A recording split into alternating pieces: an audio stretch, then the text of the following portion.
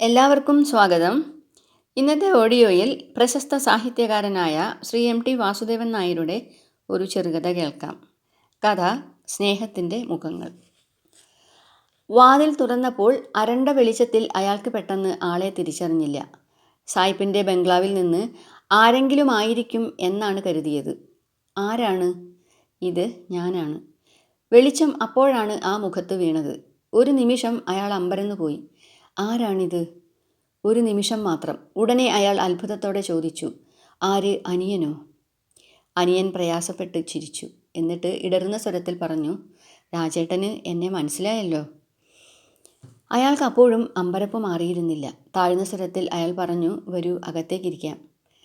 വാതിൽക്കൽ തൂക്കിയ വലിയ ചുവപ്പ് പൂക്കളുള്ള വിരി പിളർന്ന് അയാൾ അകത്തേക്ക് കടന്നു. പിറകെ അനിയനും. ഇരിക്കൂ.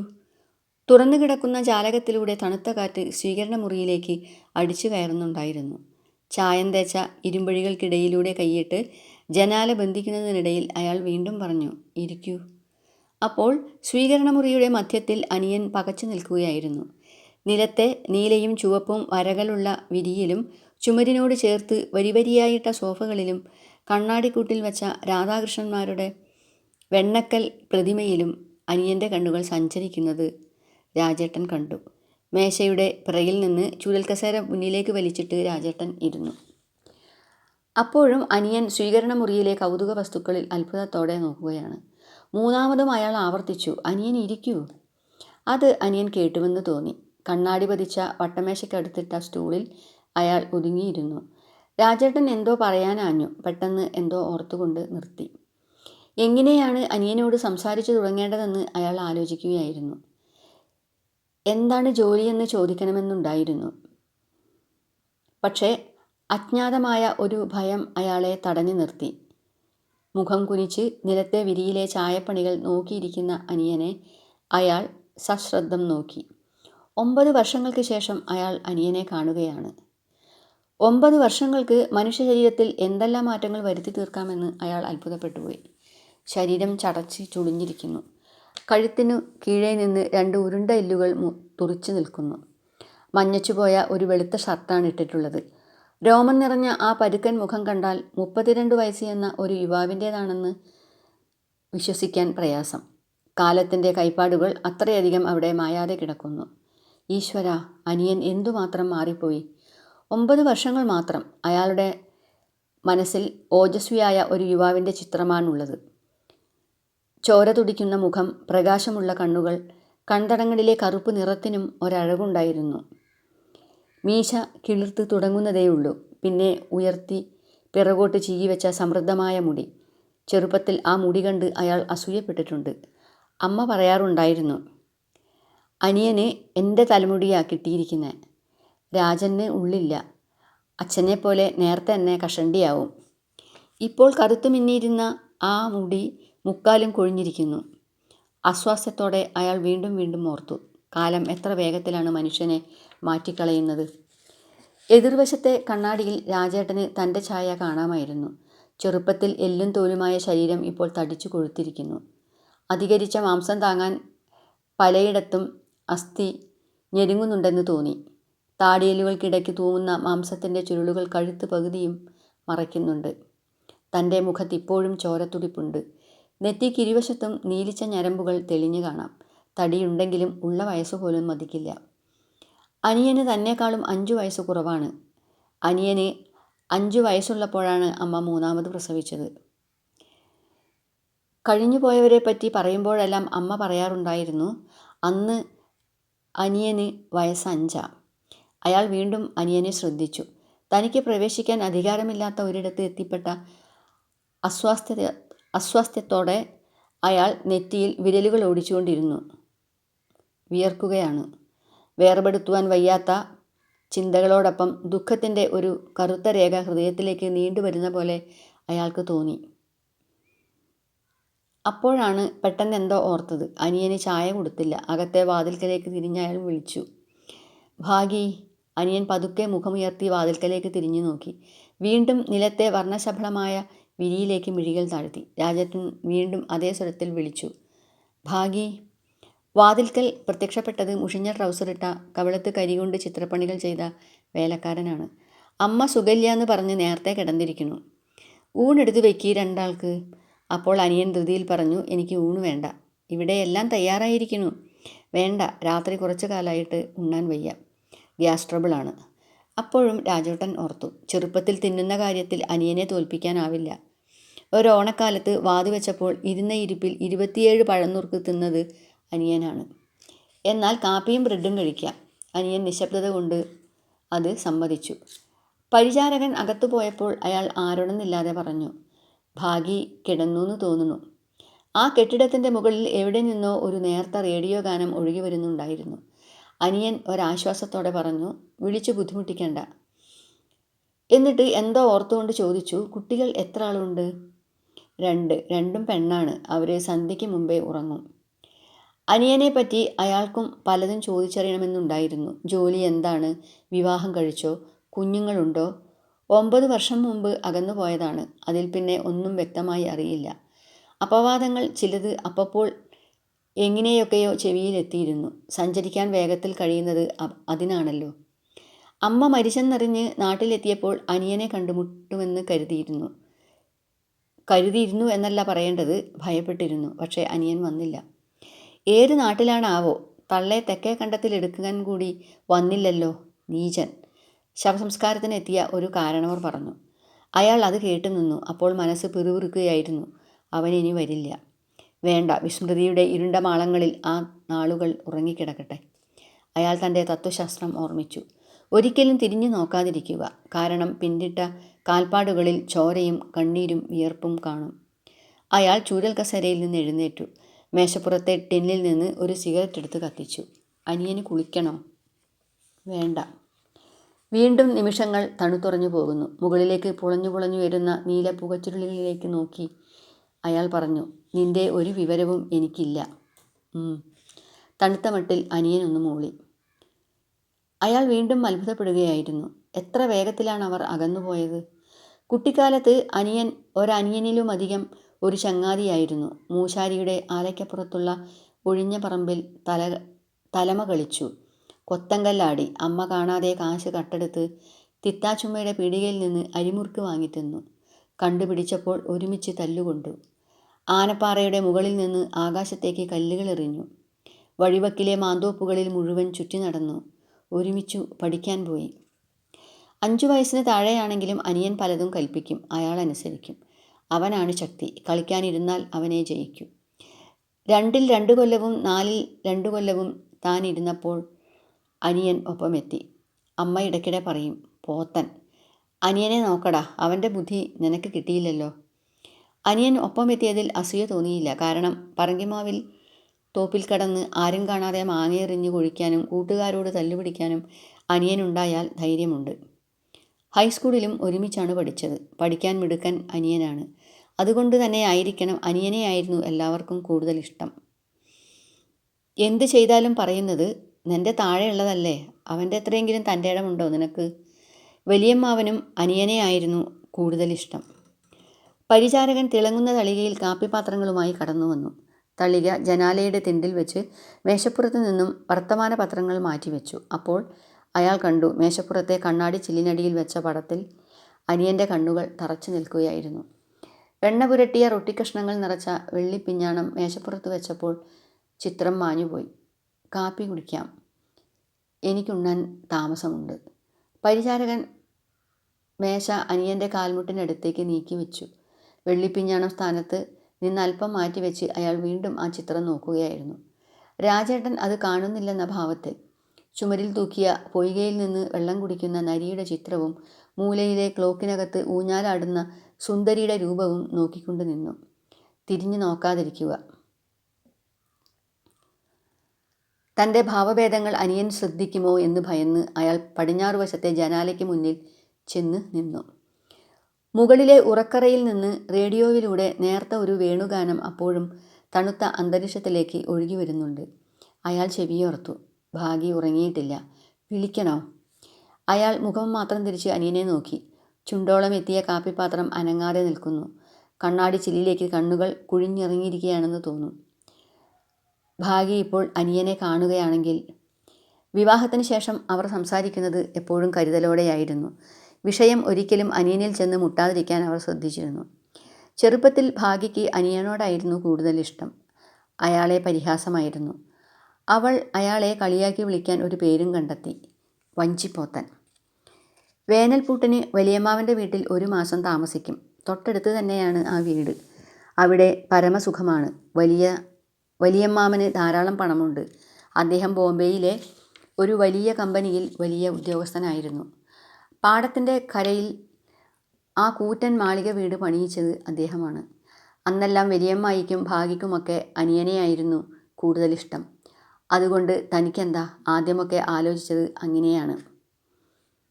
രാത്രിയിൽ നിലാവ് വീഴുന്ന പടിഞ്ഞാറേ ഏറിയത്തിരുന്ന് അനിയൻ കഥ പറയും. അനിയന് ഒരുപാട് കഥകളറിയാം. രാജകുമാരിയെ കിളിയാക്കിയ കഥ, തൊട്ടതൊക്കെ സ്വർണമാവുന്ന വരം കിട്ടിയ കഥ. ഭാഗ്യയ്ക്കും ആ കഥകളെല്ലാം വലിയ ഇഷ്ടമാണ്. അവൾക്ക് പാടാനറിയും. അവരുടെ വക വാടക വീട്ടിൽ പാർക്കുന്ന അമ്മിണി മിസ്ട്രസ് അവളെ പാട്ട് പഠിപ്പിക്കുന്നുണ്ട്. അയാൾ അവിടെ ചെന്നിരിക്കുന്നത് അവർക്കിഷ്ടമല്ല. അനിയൻ പറയില്ല. പക്ഷേ ഭാഗ്യ പറയുക തന്നെ ചെയ്യും. ഈ രാജേട്ടനെ ഇത്തിരി വിട്ടിരുന്നൂടെ? അവളെ വെറുക്കാൻ ശ്രമിച്ചു. ഒരിക്കൽ വലിയമ്മായി പറയുന്നത് കേൾക്കാനിടയായി. അനിയൻ പഠിച്ച് നന്നാവും, എൻ്റെ ഭാഗീരഥിക്കുള്ളതാ ഓൻ. അപ്പോൾ കൂടുതലായി വെറുക്കാൻ ശ്രമിച്ചു. പക്ഷേ അവളുടെ പട്ടുനാട കൊണ്ട് കെട്ടിയിട്ട തലമുടിയുടെ സുഖകരമായ മണവും ചുവന്ന കവിൾത്തടത്തിലെ വെളുത്ത പാലുണ്ണിയും അയാൾക്കിഷ്ടമായിരുന്നു. വളർന്നു വരുന്നതോടെ അവളുടെ ചന്തം വർദ്ധിക്കുകയാണ്. അവൾ അനിയനുള്ളതാണെന്ന് അതോർത്തപ്പോൾ ആരോടെന്നില്ലാതെ അടക്കാനാവാത്ത അമർഷം തോന്നി. ഒരു സംഭവം ഓർമ്മയിൽ വരികയാണ്. ആരും കാണാതെ ഒരിക്കൽ ഒരു അപകടം ചെയ്തു. അന്ന് 9ാം ക്ലാസ്സിലാണ് പഠിക്കുന്നത്. മുകളിൽ ആരുമില്ലാത്ത അവസരം നോക്കി ഇടനാഴിയിലെ ഇരുമ്പ് കമ്പികളിൽ ഇട്ട പുള്ളിപ്പാവാട എടുത്ത് ട്രൗസറിന് മീതെ ഒന്ന് ഉടുത്തു നോക്കി. ഹായ്, കോരിത്തരിച്ചുപോയി. ആ പാവാടയ്ക്ക് സോപ്പിൻ്റെ മണമുണ്ട്, സുഖകരമായ മണം. പക്ഷേ അത് കണ്ടുപിടിക്കപ്പെട്ടു. എന്നിട്ട് തല നിവർത്തി നടക്കാൻ വയ്യാതായി. ഭാഗ്യയുടെ മുമ്പിൽ ചെല്ലാൻ പോലും മടിച്ചു. പലരും കളിയാക്കി, പെൺകൂസൻ. കരളിൽ ഒരു തീപ്പൊരി നീറുകയായിരുന്നു. ഹൈസ്കൂളിലെ പഠിപ്പ് കഴിഞ്ഞു. അനിയൻ സ്കൂളിൽ 1ാമതായി പാസ്സായി. ഭാഗ്യത്തിന് അയാളും ഞെരുങ്ങി കടന്നുകൂടി. തുടർന്ന് പഠിപ്പിക്കാൻ അമ്മയ്ക്കാവില്ല. അമ്മ വല്യോപ്പയ്ക്ക് എഴുതി. വലിയമ്മാമൻ ഒരാളെ പഠിപ്പിക്കാമെന്ന് ഏറ്റു. അനിയൻ പഠിക്കട്ടെ, ഓനാണ് അസൽ മാർക്കുള്ളത്, അമ്മ പറഞ്ഞു. വലിയമ്മായിയും അത് ഉറപ്പിച്ചു. പക്ഷേ അയാൾക്കത് പൊറുക്കാനായില്ല. പഠിച്ച് അനിയൻ വലിയ ആളാകുന്നത് ഇരുന്ന് കാണേണ്ടി വരും. അനിയൻ ഉദ്യോഗസ്ഥനുമാകും. ഭാഗ്യ അനിയൻ്റെ സ്വന്തമാവും. വെള്ളരിക്കണ്ടത്തിലും വെളിച്ചം കുറഞ്ഞ പടിഞ്ഞാറ്റയ്ക്ക് മുകളിലുമായി താൻ വർഷങ്ങൾ കഴിക്കേണ്ടി വരും. പഠിക്കാൻ അയച്ചിട്ടില്ലെങ്കിൽ ഞാൻ വല്ല ദിക്കിലും പോവും, അമ്മ ശാസിച്ചു. നീ തന്നെ ഒന്ന് ആലോചിക്ക്. എന്നെ ഈ ജന്മം അമ്മ കാണില്ല. അയാൾ വാശി പിടിച്ചു നിന്നു. അനിയനും വിട്ടുകൊടുക്കാൻ തയ്യാറില്ലായിരുന്നു. അയാൾ അനിയനോട് ചോദിച്ചു, എടാ, ഞാൻ നിൻ്റെ ഏട്ടനല്ലേ? അനിയൻ മിണ്ടിയില്ല. നിനക്കിനിയും പഠിക്കാം, വയസ്സത്രയല്ലേ ആയിട്ടുള്ളൂ. ഒരു രാവും പകലും അയാൾ ഉണ്ടില്ല. പവിഴമല്ലി ചുവട്ടിലെ കൽത്തറയിൽ പോയിരുന്ന് കരഞ്ഞു. അപ്പോൾ അപ്രതീക്ഷിതമായി അനിയൻ പറഞ്ഞു, രാജേട്ടൻ പഠിച്ചോട്ടെ. അത് പറയുമ്പോൾ അനിയൻ്റെ കണ്ണുകൾ തുളുമ്പിയിരുന്നത് അയാൾ കണ്ടു. അത് ജീവിതത്തിലെ ഒരു വഴിത്തിരിവായിരുന്നു. പരിചാരകൻ്റെ ശബ്ദം കേട്ടപ്പോൾ അയാൾ ഞെട്ടിത്തിരിഞ്ഞു. കുളിമുറിയിലെ വെള്ളമൊഴിച്ചിരിക്കുന്നു. അയാൾ മൂളി. പരസ്പരം നോക്കാതെ അവർ അഭിമുഖമായി ഇരുന്നു. പുറത്ത് കാറ്റിൻ്റെ ഇരമ്പം കേൾക്കാം. നിലത്തും ചുമരുകളിലും സോഫകളിലെ തുന്നൽപ്പണികളിലും സഞ്ചരിക്കുന്നതിനിടയിൽ അനിയൻ്റെ കണ്ണുകൾ വീണ്ടും മേശപ്പുറത്തെ കണ്ണാടി ചില്ലിൽ വന്നു മുട്ടി. അപരാധബോധത്തോടെ രാജേട്ടനെ ഒന്ന് നോക്കിയ ശേഷം അനിയൻ എതിർവശത്തെ കണ്ണാടിയിലേക്ക് മിഴികളയച്ചു. തൻ്റെ പ്രതിബിംബം അയാൾ വിദ്യുത് പ്രകാശത്തിൽ തെളിഞ്ഞു കണ്ടു. സ്വീകരണമുറിയുടെ മനോഹര പശ്ചാത്തലത്തിൽ തൻ്റെ വികൃത രൂപം ഒരു കൈക്കുറ്റപ്പാടാണെന്ന് തോന്നി. അത്ര മനോഹരമായ ഒരു ഗൃഹം അയാൾ സ്വപ്നം കണ്ടിട്ടില്ല. ഒരു കൊച്ചു വീടിനകത്ത് അയാളുടെ ആഗ്രഹങ്ങൾ ഒതുങ്ങി നിന്നു. അവിടെ നിലത്ത് ചായപ്പണികൾ ചെയ്ത പരവതാനികളില്ല, വർണ്ണചിത്രങ്ങളും ക്ലോക്കുമില്ല. പക്ഷേ ചുവന്ന സിമൻറ്റിട്ട നിലത്ത് തുടുത്ത കാലടികൾ പതിച്ചുകൊണ്ട് ധൃതിയിൽ അങ്ങോട്ടും ഇങ്ങോട്ടും നടന്ന് ജോലി ചെയ്യുന്ന ഒരു പെൺകിടാവിനെ അയാൾ കണ്ടിരുന്നു. അവളുടെ തുടുത്ത കവിൾത്തടത്തിൽ ഒരു വെളുത്ത പാലുണ്ണിയുണ്ട്. രാജേട്ടൻ പഠിക്കാൻ പോയി. അയാൾ അതിന് സമ്മതിച്ചു. അതൊരു ത്യാഗമാവുമെന്ന് അയാൾ കരുതിയില്ല. അങ്ങനെ കരുതാത്തതല്ലേ പലതും സംഭവിച്ചത്. കാലം ധാരണകളെ തിരുത്തി എഴുതുന്നു. കോളേജ് അടച്ചു വന്നപ്പോൾ രാജേട്ടൻ ആകെ മാറിപ്പോയിരുന്നു. കുറേ കൂടി വളർന്നിരിക്കുന്നു. ഭംഗിയുള്ള ഉടുപ്പുകളുമുണ്ട്. സമീപത്തിലൂടെ കടന്നു പോകുമ്പോൾ പൗഡറിൻ്റെ മണമുണ്ട്. ഇപ്പോൾ തപ്പിത്തടയാതെ എന്തെങ്കിലും പറയാനറിയാം. ഒരുപാട് കാര്യങ്ങൾ പറയാനുണ്ട്. നഗരത്തിലെ കഥകൾ, കോളേജിലെ കഥകൾ, ഹോസ്റ്റലിലെ കഥകൾ. അപ്പോൾ കിളിവാതിലിലൂടെ അല്പം മാത്രം വെളിച്ചം വീശുന്ന മുറിക്കകത്തിരുന്ന് അയാൾ സ്വയം ശപിക്കുകയായിരുന്നു. തൻ്റെ കിളിയായി മാറിയ രാജകുമാരിയുടെ കഥ ഇപ്പോൾ ഭാഗ്യയ്ക്ക് കേൾക്കണ്ട. അവൾ വളർന്നിരിക്കുന്നു. അവൾക്ക് നഗരത്തിലെ വിശേഷങ്ങൾ കേൾക്കണം. നോക്കൂ, രാജേട്ടൻ തന്നതാ. അയാൾ കണ്ടു. ഭംഗിയുള്ള മുടിപ്പൂവുകൾ, കൃത്രിമ മുത്തുകൾ കൊണ്ടുണ്ടാക്കിയ മാലകൾ. വലിയമ്മായിക്ക് ഇപ്പോൾ രാജനെപ്പറ്റി പറയാനുണ്ട്. കോളേജ് തുറന്നു. രാജേട്ടൻ പോയി. അയാൾ ഞാറ്റുപടിയിലെ വെള്ളരിക്കണ്ടത്തിലേക്ക് ഇറങ്ങി. എങ്ങനെയെങ്കിലും നാട് വിട്ടു പോകണം. ഒരു ചെറിയ ജോലി വേണം. 3 നാഴിക നടന്ന് ദിവസവും പത്രങ്ങൾ നോക്കി. ആരും കാണാതെ പരസ്യങ്ങൾ കുറിച്ചെടുത്ത് അപേക്ഷകൾ അയച്ചു. വേദനയോടെ, അരിശത്തോടെ അയാൾ യാഥാർത്ഥ്യം മനസ്സിലാക്കി. ഭാഗി അകലുകയാണ്. രാജേട്ടൻ അമ്മയ്ക്ക് വല്ലപ്പോഴുമൊക്കെ ഓരോ കത്തയക്കും.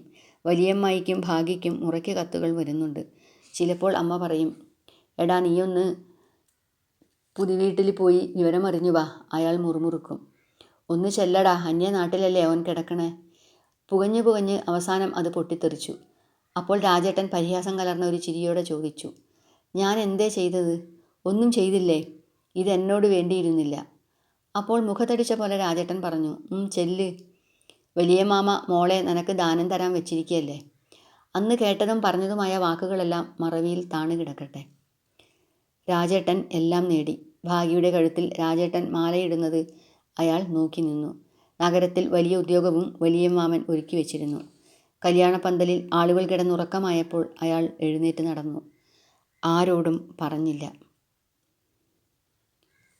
എങ്ങോട്ടാണ് പോകുന്നതെന്നും ആലോചിച്ചില്ല. അതിൽ പിന്നെ 9 വർഷങ്ങൾ ജീവിതത്തിൻ്റെ തീരങ്ങളിൽ വന്നടിച്ച് ചിതറി വീണു. അതിനിടയ്ക്ക് വേണ്ട, അതോർക്കുമ്പോൾ കണ്ണുകൾ നനയും. വിശപ്പും വേദനയും വിഴുങ്ങി ഉറങ്ങാതെ സിമൻറ്റ് തിണ്ണകളിൽ കഴിച്ച രാവുകൾ, പൊട്ടിപ്പൊളിഞ്ഞ ചുമരും കരിപിടിച്ച നിലവുമുള്ള താണതരം ഹോട്ടൽ മുറികൾ, യാമങ്ങൾ മാത്രം നീണ്ടു നിൽക്കുന്ന പ്രേമം പകർന്നു തരുന്ന കൊച്ചുപുരകൾ. ആ കാലത്തെ അയാൾ ഭയപ്പെടുന്നു. അവസാനം അപ്പോൾ ദൂരെ തുണിമില്ലുകളുടേതായ ആ നഗരത്തിൻ്റെ അതിർത്തിക്കടുത്തുള്ള പുൽമേഞ്ഞ ഒരു പുരയിലെ ചൂടിക്കട്ടിലിൽ കറുത്ത കമ്പിളിക്കടിയിൽ കിടന്നു ഞരങ്ങുന്ന ഒരു രൂപം അയാൾ കണ്ടു. അവൾ പാൽക്കാരൻ്റെ മകളായിരുന്നു. അയൽപക്കത്തെ പരിചാരികയായിരുന്നു. വലിയ വട്ടമുഖത്ത് നിറയെ വസൂരി കുത്തുകളുള്ള ഒരു സ്ത്രീ. അവൾക്ക് തന്നെക്കാളും പ്രായം കാണും. എന്നിട്ടും അവളെ വിവാഹം കഴിച്ചു. ആ രാത്രി അയാൾ ഓർക്കുന്നു. മില്ലിൽ നിന്ന് 1 മാസത്തെ ശമ്പളം അഡ്വാൻസ് കിട്ടിയിരുന്നു. 40 ഉറുപ്പിക. സന്ധ്യയ്ക്ക് പാർപ്പിടത്തിലേക്കുള്ള ഒതുക്കുകൾ കയറുമ്പോൾ കാലുകൾ ഉറച്ചിരുന്നില്ല. ബോധം മങ്ങുകയായിരുന്നു. വരാന്തയിലെത്തിയപ്പോൾ തൂണിൽ പിടിച്ചുകൊണ്ട് നിന്ന് ഛർദ്ദിച്ചു. വീണ്ടും ഛർദി. അപ്പോൾ ഓട്ടുവളകളിട്ട കൈ പുറത്ത് തടവുന്നുണ്ടായിരുന്നു. വീണ്ടും കണ്ണു തുറന്നപ്പോൾ മുറിക്കകത്ത് കിടക്കുകയാണ്. വീശിക്കൊണ്ട് സമീപത്തിരിക്കുന്നു അവൾ. അവൾ വാ പൊളിക്കാൻ പറഞ്ഞു. അയാൾ വാ പിളർന്നു. അവൾ കൊടുത്ത മോര് വായിലേക്ക് ഒഴിച്ചു കൊടുത്തു. എഴുന്നേക്ക്. അയാൾ പ്രയാസപ്പെട്ട് എഴുന്നേറ്റു. അവൾ പുറം താങ്ങിക്കൊണ്ട് കുളിമുറിയിലേക്ക് നടത്തിക്കൊണ്ടുപോയി. ഷർട്ടൂര്. അയാൾ ഷർട്ടൂരി. തോർത്തുമുണ്ട് കയ്യിൽ തന്നു പറഞ്ഞു, മുണ്ട് മാറ്. അതും അനുസരിച്ചു. സിമൻറ്റ് തൊട്ടിയിൽ നിന്ന് ഓട്ടുപാത്രം കൊണ്ട് തുടരെ തുടരെ അവൾ തലയിൽ വെള്ളം മുക്കിയൊഴിച്ചു. കുളി കഴിഞ്ഞപ്പോൾ തലയ്ക്കകത്ത് പ്രകാശം പരന്നതുപോലെ തോന്നി. ഇതിനൊക്കെ ഒരതിര് വേണം, അവൾ ശാസിച്ചു. അയാൾ മാപ്പിരക്കുന്ന മട്ടിൽ അവളുടെ മുഖത്ത് നോക്കി. സാരമില്ല, ഉറങ്ങിക്കോ. കണ്ണടയുമ്പോൾ ഓട്ടുവളകളുടെ കിലുക്കം കേട്ടിരുന്നു. പരുപരുത്ത വിരലുകൾ നെഞ്ചിലും മുടിയിലും സഞ്ചരിക്കുകയായിരുന്നു. ഒരു നടുക്കത്തോടെ അയാൾ ആലോചിച്ചു. കറുത്ത കരിമ്പടത്തിന് താഴെ ചൂടിക്കെട്ടിലിൽ കണ്ണമ്മ കിടക്കുകയാണ്. നെറ്റിയിലെ വിയർപ്പ് വടിച്ചു കളഞ്ഞ് അയാൾ ഉറക്കം വിട്ട് എഴുന്നേറ്റ പോലെ വിളിച്ചു, രാജേട്ടാ. രാജേട്ടനും ഞെട്ടിയുണർന്നു. വിരലുകൾ തിരുമ്മിക്കൊണ്ട് അയാൾ പരിഭ്രമത്തോടെ അങ്ങോട്ടും ഇങ്ങോട്ടും നടന്നു. ഞാൻ വന്നത് ഒരു കാര്യത്തിനാണ്. നിനക്കെന്തും ചോദിക്കാം. രാജേട്ടൻ ശാന്തത നടിച്ചുകൊണ്ട് പറഞ്ഞു. എൻ്റെ ഭാര്യയ്ക്ക് ദീനമാണ്. വെല്ലൂരിൽ കൊണ്ടുപോയാലേ മാറൂ എന്നാ പറഞ്ഞത്. അതിന് അയാൾ നിർത്തി. രാജേട്ടൻ എന്തോ പറയാൻ തുനിയുന്നത് കണ്ട് അയാൾ ധൃതിയിൽ തുടർന്നു. നാട്ടിലുള്ള ആ വീടും തോട്ടവും നമ്മുടെ രണ്ടാളുടെയും കൂടിയാണ്. എൻ്റെ പകുതി വിൽക്കണം, എന്നാലേ അവൾക്ക് രക്ഷ കിട്ടൂ. പണത്തിനാണെങ്കിൽ വേണ്ട, അതുമാത്രം ബാക്കി കിടന്നിട്ട് എനിക്ക് വലിയ കാര്യമില്ല. അത് വിൽക്കണമെങ്കിൽ രാജേട്ടൻ്റെയും കൂടി സമ്മതം വേണം. എന്നിട്ടേ ആധാരം എഴുത്ത് തുടങ്ങാൻ വയ്ക്കൂ. രാജേട്ടൻ അവശനായി കിടന്നുകൊണ്ട് അത് കേട്ടു. അയാൾക്ക് പലതും പറയാൻ തോന്നി. പക്ഷേ ഒന്നും പറയാനില്ലാത്ത ഒരു ബുദ്ധിശൂന്യനെ പോലെ നിന്നു. ആധാരം എഴുതിയാൽ ഇങ്ങോട്ട് അറിയിക്കാം. വിരോധമുണ്ടോ? അയാൾ പ്രയാസപ്പെട്ട് പറഞ്ഞു. ഇല്ല. അപ്പോൾ കണ്ണുകൾ നനയുകയായിരുന്നു. അയാൾ പൊടുന്നനെ മുഖം തിരിച്ചു കളഞ്ഞു. മാളിക മുകളിൽ നിന്ന് റേഡിയോ മൂളുന്നുണ്ടായിരുന്നു. മൂലയിലെ സുന്ദരി ഊഞ്ഞാലാടുന്ന ക്ലോക്ക് ശബ്ദിച്ചു. നേരം 10:30 അനിയൻ എഴുന്നേറ്റു. ഞാൻ 12ന്റെ ജനതയ്ക്ക് മടങ്ങുകയാണ്. ഇന്നിവിടെ താമസിച്ചിട്ട്? വേണ്ട, അവിടെ അവൾക്ക് ആരും തുണയില്ല. ചൂടിക്കെട്ടിലിൽ കറുത്ത കമ്പിളിക്കടിയിൽ ഞരങ്ങുന്ന ഒരു രൂപം. രാജേട്ടൻ നിർബന്ധിച്ചില്ല. അനിയൻ ചുമരിനോട് ചാരി വച്ചിരുന്ന പിടിയില്ലാത്ത കുടയെടുത്ത് പോർട്ടിക്കോയിലേക്ക് നടന്നു. രാജേട്ടൻ വാതിൽ തുറന്നു. അനിയൻ ഒതുക്കുകൾ ഇറങ്ങി. എൻ്റെ വക്കീൽ എഴുതും. സമ്മതാണെന്ന് എഴുതി കൊടുത്താൽ മതി. ഞാൻ പോട്ടെ. അയാൾ നടന്നു. പുറത്തെ മഞ്ഞുപുരണ്ട ഇരുട്ടിൽ ഒരു നിഴൽപ്പാട് പോലെ അയാൾ വേഗത്തിൽ അലിഞ്ഞു ചേർന്നു. വരണ്ട ചുണ്ടുകൾ നനച്ചുകൊണ്ട് രാജേട്ടൻ അകത്തേക്ക് നടന്നു. സ്വീകരണമുറിയുടെ മധ്യത്തിലെത്തിയപ്പോൾ കോണിപ്പടികൾ ശബ്ദിക്കുന്നത് കേട്ടു. ഭാഗ്യമായിരിക്കും. ഇന്ന് ഉണ്ണണയും കുളിക്കണമൊന്നും ഇല്ലേ? ഭാഗ്യയുടെ ശബ്ദം കേട്ട് അയാൾ തിരിഞ്ഞു നോക്കിയില്ല. കണ്ണാടി ചില്ലി പതിച്ച മേശപ്പുറത്തേക്ക് ജനലരികിൽ നിന്ന് പത്രങ്ങൾ എടുത്തിട്ട് അയാൾ പറഞ്ഞു. വേണം. ആരെ നേരത്തെ വന്നിരുന്നേ? അത് നാട്ടിൽ നിന്ന് ആരോ. ആരാ? നീ അറിയില്ല. അവൾ കോണിപ്പടികൾ അമർത്തി ചവിട്ടി കയറിപ്പോയി. തുളച്ചു കയറുന്ന തണുപ്പ് കാറ്റേറ്റുകൊണ്ട് അയാൾ വീണ്ടും ജനാലയുടെ അഴികൾ പിടിച്ചു നിന്നു. മുറ്റത്തെ മന്ദാരപ്പടർപ്പുകളിൽ മിന്നാമിനുങ്ങുകൾ ഇരുട്ടിൽ ഒളിച്ചു കളിക്കുകയായിരുന്നു. ഇതോടെ ഇന്നത്തെ ഓഡിയോ പൂർണ്ണമായിരിക്കുന്നു. Please subscribe and share my channel. നന്ദി, നമസ്കാരം.